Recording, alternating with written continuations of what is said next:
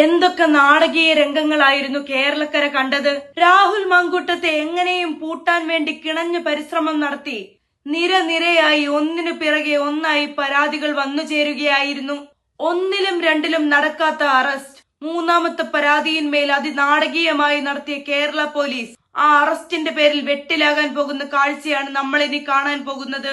കോടതിയിൽ കേസിന്റെ വാദങ്ങൾ തകൃതിയായി നടന്ന വിവരങ്ങൾ നമ്മൾ അറിഞ്ഞിരുന്നു. Thiruvananthapuram judicial first class magistrate കോടതി രാഹുൽ മാങ്കൂട്ടത്തിന് ജാമ്യം നിഷേധിച്ചു എന്ന വാർത്തയും പുറത്തു വന്നെങ്കിലും കേസിന്റെ നിയമപരമായ നിലനിൽപ്പിനെ തന്നെ ബാധിക്കുന്ന രീതിയിലാണ് കാര്യങ്ങളുടെ കിടപ്പെന്നാണ് നിയമവിദഗ്ധർ അഭിപ്രായപ്പെടുന്നത്.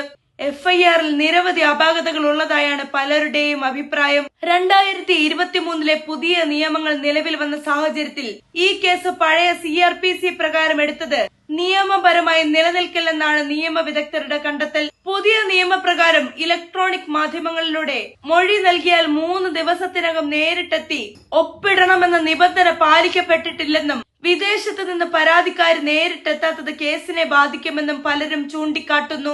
അതിനോടൊപ്പം തന്നെ അറസ്റ്റ് ചെയ്ത രീതിയുടെ പിഴവുകളും പോലീസിന് തിരിച്ചടിയാകും. രാഹുൽ മാങ്കൂട്ടത്തിന്റെ പാലക്കാട് നിന്ന് അപ്രതീക്ഷിതമായി റൂം വളഞ്ഞ് സിനിമ സ്റ്റൈലിൽ പോലീസ് പിടികൂടുകയായിരുന്നു. മറ്റ് കേസുകളിൽ കോടതി നിർദ്ദേശപ്രകാരം സഹകരിക്കാൻ തയ്യാറായ ഒരു വ്യക്തിയെ ഇത്രയും വലിയ സന്നാഹത്തോടെ അറസ്റ്റ് ചെയ്യേണ്ട ആവശ്യമില്ലായിരുന്നുവെന്നത് യാഥാർത്ഥ്യമാണ്. കീഴ്ക്കോടതി ജാമ്യം നിഷേധിക്കപ്പെട്ട സാഹചര്യത്തിൽ ഇനി പത്തനംതിട്ട ജില്ലാ സെഷൻസ് കോടതിയെ സമീപിക്കേണ്ടി വരും. അവിടെയും ജാമ്യം ലഭിച്ചില്ലെങ്കിൽ ഹൈക്കോടതിയിലേക്ക് നീങ്ങാനാണ് സാധ്യത.